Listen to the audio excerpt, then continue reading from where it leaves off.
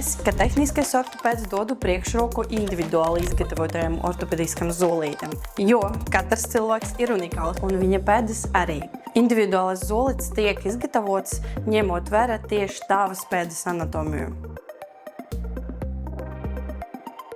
Cilvēki atnāca kabinetē un ar plikam kājām apsēžas uz krēsla. Pēc tam es ieslēdzu aparātu un pārbaudu pēdas garumu, ieslēdzu vakuumu un tad spilveni pieņem pareizo pēdas formu. Taisam nepieciešamas korekcijas.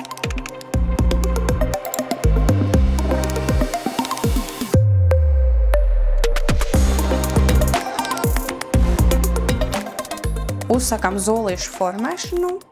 Ielikam zolītes vakuuma aparāta.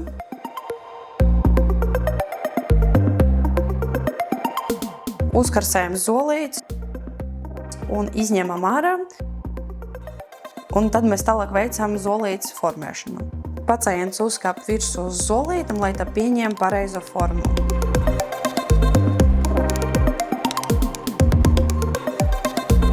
Un nākamais solis ir zolišu pielāgošana apaviem.